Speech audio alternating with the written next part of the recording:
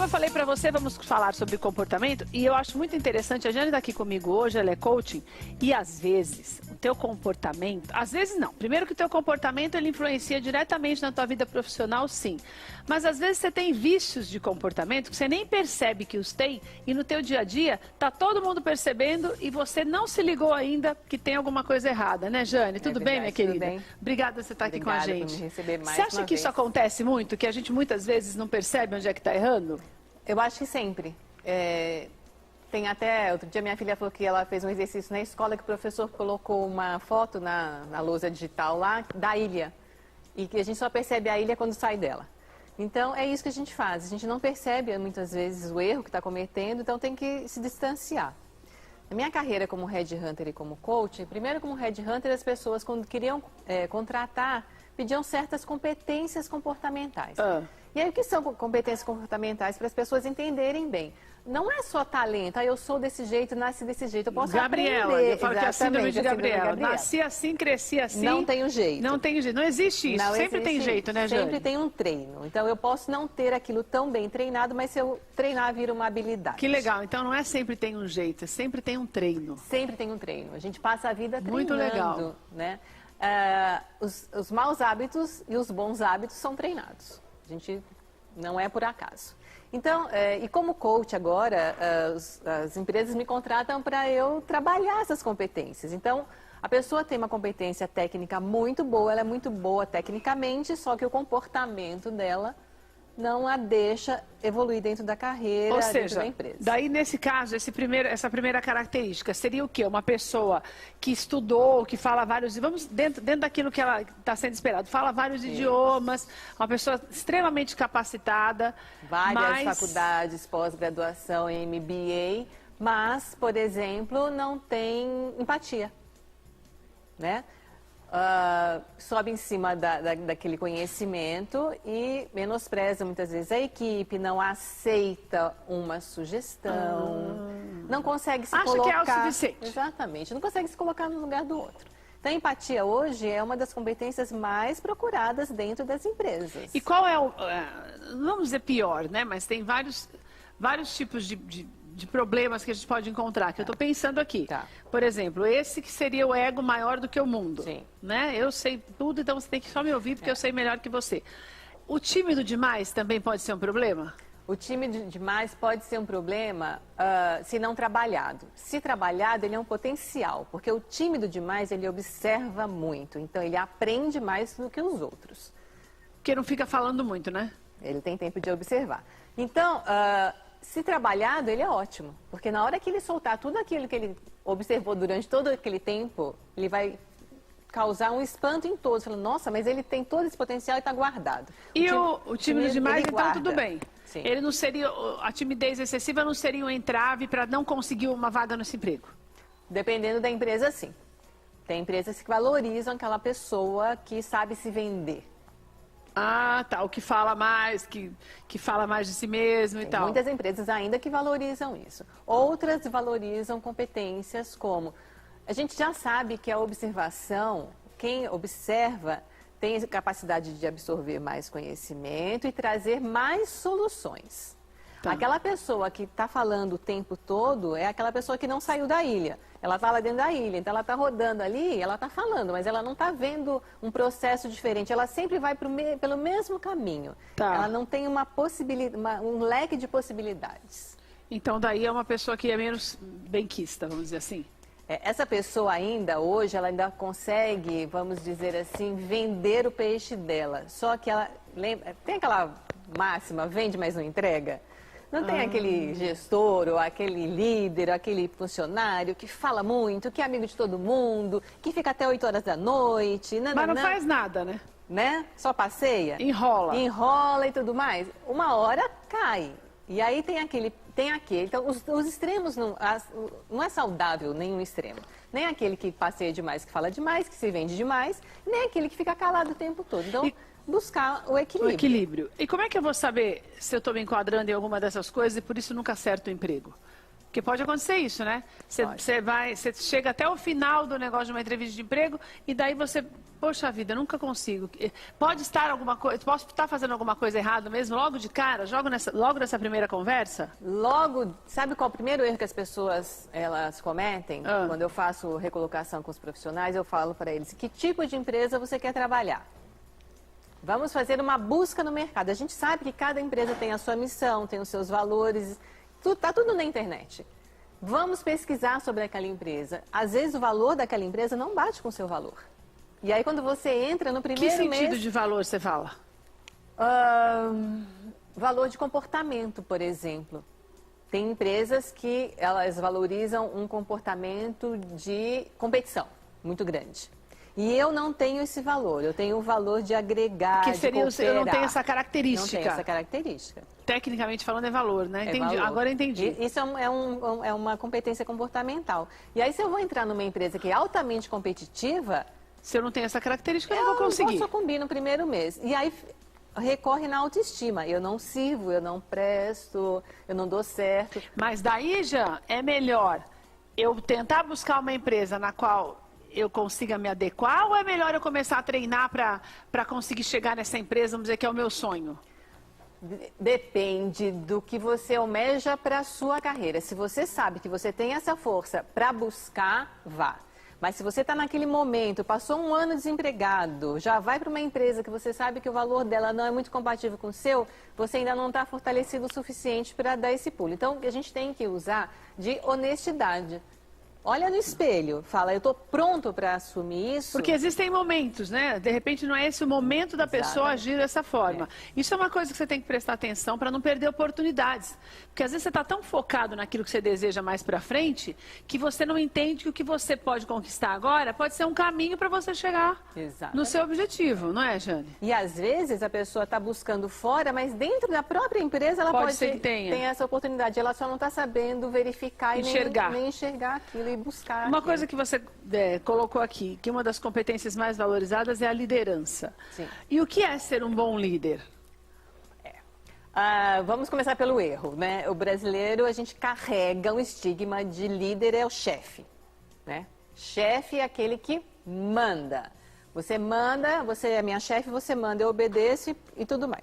O líder, a gente gosta de chamar de líder coach, é aquele que usa o que você tem de melhor, pega cada pessoa da equipe, usa o que cada um tem de melhor para chegar no objetivo em comum.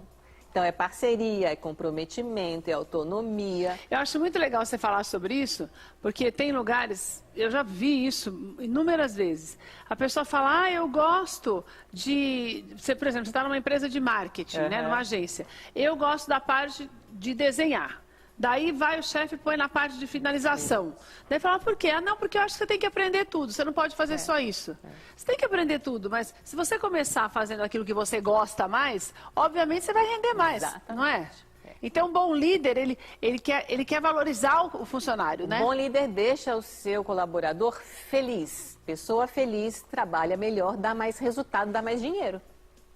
A conta é simples. Agora eu deixo meu funcionário infeliz, ele vai trabalhar mal, ele vai faltar, ele vai errar. E ele vai estar desmotivado. Total, e aí depois você vai mandar ele embora, aí você tem todo um trabalho de contratar uma outra pessoa, começar tudo. E errar na mesma coisa de novo. Errar na mesma coisa de novo. E a automotivação que você coloca aqui, ela tem a ver com esse primeiro item mesmo, diretamente? Ou essa automotivação é da situação que nós vivemos ou tem que sair da gente? Eu acredito que a automotivação vem de autoconhecimento.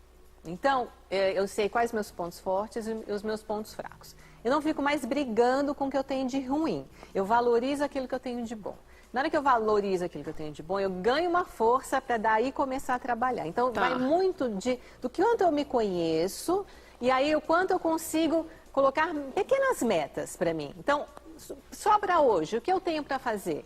Eu tenho isso, aquilo. Então, a pessoa vai criando pequenas metas diárias e isso vai criando um resultado, esse resultado vai virando motivação e ela vai seguindo até a hora que isso torna-se automático. Ela cria um hábito de se autovalorizar porque ela cria pequenas metas. Entendi. Então, ao invés de eu ficar encanada com esse negócio, eu não consigo fazer isso, não, eu vou pensar, que bom que eu consigo fazer assim, agora eu vou tentar fazer isso depois. É isso? Sempre se desafiando. Isso é uma coisa que depende só de nós mesmo, na verdade, né? Só de nós, assim, a gente brinca que... É uma das poucas coisas que depende só de nós, né? Motivação, É como se fosse de dentro para fora, literalmente. Motivação é que nem escovar o dente, tem que fazer todos os dias. Uma coisa que é diferente, a gente vai para uma palestra de motivação. Você sai lá super animada, no dia seguinte você acordou, bateu o dedinho na cama, acabou a motivação. O que acontece é que a gente não tem que ter motivações, a gente tem que ter estratégias. Qual a minha estratégia para hoje, que eu não acordei tão bem assim? Qual a estratégia que eu vou utilizar para eu terminar o dia bem? Então, a gente não usa essa automotivação... Já na hora que acorda, né? Já lembrar disso, e né? passar o dia alimentando aquilo. Que isso é uma coisa que você tem que fazer por você mesmo. Trabalho em equipe. O que significa esse trabalho em equipe? Significa que eu tenho que aprender a dividir e respeitar as pessoas e colocar cada um no seu lugar? Ou significa que eu tenho que estar aberto para as mudanças de uma forma até mais radical? Tem que estar aberto. Eu vou falar uma coisa muito polêmica que as pessoas não gostam de ouvir. Eu trabalho para manter o meu emprego, não trabalho para menina, um objetivo o povo agora está com essa mania, né, de querer trabalhar só para... Porque como tem muita gente desempregada, daí tem gente que vai só bater o cartão e falar, não, estou com o meu garantido, dane-se o mundo. E aí, então, aí não tem trabalho em equipe. Não. Não tem nem o trabalho, né? Não tem trabalho, quanto mais em equipe. Então, o trabalho em equipe é... vamos fazer juntos, vamos ter o mesmo objetivo. Quando eu tenho o mesmo objetivo que o seu, a gente se dá a mão e chega lá. Quando os meus objetivos são diferentes, e nesse caso que a gente está comentando são diferentes, não há trabalho em equipe. Então, o trabalho em equipe é realmente trabalhar com um objetivo em comum. Crescer. Crescer junto com a empresa, trabalhar na missão da empresa. E o que é essa comunicação efetiva? Você vê que está tudo muito entreligado, né? Eu dei uma separada só para a gente conversar didaticamente, mas a comunicação, ela começa... A primeira coisa que eu preciso aprender para saber me comunicar é ouvir. Tá. Enquanto a pessoa não ouve, enquanto você está falando, ao invés de eu prestar atenção em você, me colocar no seu lugar, pensar exatamente naquilo que você está me dizendo, a pessoa já está pensando... ou na resposta que ela vai te dar, então ela já não está mais te escutando. Não está nem prestando atenção no que você está falando, está tentando imaginar qual é a melhor reação para ter. Para eu ganhar de você. Meu Deus, tem essa competitividade. Tem essa competitividade. Então, assim, e para você ganhar, eu perco, né? Então, a comunicação efetiva é aquela onde você trabalha com perguntas poderosas, onde eu consigo me colocar no lugar do outro, onde o meu objetivo é ter um jogo do ganha-ganha. Não é colocar o meu poder em cima para eu me sobressair em cima de você. Ninguém vai ser escada de ninguém. Então, a comunicação passa por essas etapas. Primeiro, eu preciso ouvir. Agora, eu posso fazer isso desde o começo, mesmo que eu não tenha um cargo elevado? Isso começa desde a base? Se eu acabei de ser contratada, eu sou estagiário. Sim. Eu já tenho que ter esse tipo de comportamento? Já tem que começar a treinar lá de estagiário. Porque na hora que você tiver esse comportamento diferenciado, você já vai começar a chamar a atenção. Você está lá como estagiário e, de repente, você escuta muito bem.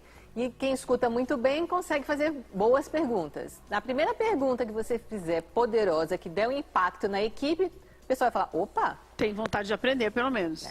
Que já faz com que se destaque. Faz toda a diferença. E o burro velho? O povo que já está lá, já chegou lá no topo da pirâmide e fica desempregado. Tem casos muito... Agora, com essa diminuição não é nem diminuição de cargos, na verdade, né? Tem muitos setores se juntando. Então, tem muitos CEOs mesmo que a gente vê no mercado. Essa pessoa tem que fazer o quê para voltar a trabalhar? Essa pessoa, de repente, precisa montar uma outra estratégia de vida. Se o mercado não absorve da maneira como ele quer, CLT, com carteira assinada, ele vai achar um outro caminho. Ele pode ser um conselheiro, ele pode ser um consultor, ele pode ser um palestrante, ele pode ser um mentor. Então, ele tem que traçar uma outra estratégia de continuar no mercado de uma maneira inovadora. Ou seja, ele tem que recomeçar, ou melhor, ele tem que se reinventar. Reinventar, dar um novo significado para a carreira dele. Não é recomeçar, porque é um ato contínuo, só que ele vai dar um novo significado. É o reinventar mesmo, né, Jane? É ressignificação mesmo da vida dele. O que não é fácil. Não, nada disso que a gente falou aqui é fácil, Keila. É até possível. Esse tipo de comportamento. Mas eu acho que precisa começar a se esforçar para trazer essa possibilidade à tua realidade. Eu vou encerrar falando do relacionamento interpessoal, que tem buscas de conhecimento, que isso é óbvio. Você tem que Sim. estudar a vida inteira, porque ainda mais agora que muda tanto tudo, com esse advento da internet, você tá obsoleto com um ano do que você tá, se você ficar parado. Mas o que é essa busca por, esse relacionamento interpessoal? Era o que a gente estava falando no começo, o ego da gente, ele traz muitas armadilhas pra gente. Então, o fato de eu conseguir falar com todo mundo não quer dizer que eu estou me relacionando bem com todo mundo. Então, a gente precisa, de novo, volta a todas as outras competências. Escutar bem, ter empatia, ser verdadeiro, ser honesto consigo próprio, e aí você vai ser honesto com o outro. Tá. Então, esse relacionamento interpessoal, gente, passa desde a base. Aquela pessoa que entra e não cumprimenta o porteiro, a moça do café, da limpeza e só vai falar com o chefe, que relacionamento interpessoal essa pessoa está criando? Então, o relacionamento interpessoal é a tua convivência geral, independente do cargo que a pessoa que está cruzando na sua frente exerce. Hoje, a principal demanda dos gestores eu quero uma pessoa que transite em todos os níveis. Porque um gestor vai, uma hora, precisar conversar com alguém lá da fábrica. E se ele não tiver essa capacidade de transitar nos níveis hierárquicos... Não vai nem ser ouvido. Não vai conseguir falar com a pessoa. Então, lembrando que todos somos seres humanos, todo mundo merece atenção, merece um olhar, merece um bom dia, sincero. Eu também acho. Educação cabe em qualquer lugar, né, menina? Não ocupa espaço nenhum, mas faz uma diferença danada na vida da gente, né? Total. Olha, a Jane trouxe para mim este livro, que é na verdade, esse livro é uma compilação de várias orientações, né, São Jane? vários autores, esse livro já é best-seller. São pessoas que têm uma visão diferenciada daquilo que para a gente pode ser complicado demais. Sim. Porque muitas vezes é pela falta de orientação que você perde grandes oportunidades. Tem gente que acha que procurar um coaching, um gerenciamento de carreira, significa, não, eu tenho que ter um cargo de direção ou de gerência. Não, você tem que ter o desejo de chegar lá. Exatamente. E de se manter lá. Porque é aquela história, se você não tem, você pode até arrumar um jeito de chegar, mas se você não tiver competência, você não se estabelece. Não adianta. E às vezes um livro é um acesso fácil, não é tão caro. Muitas redes sociais, tem muitas dicas, tem muitas conversas, tem muitas lives. Essa questão de que eu não tenho dinheiro para investir em mim cai por terra hoje. A gente acha tudo na internet.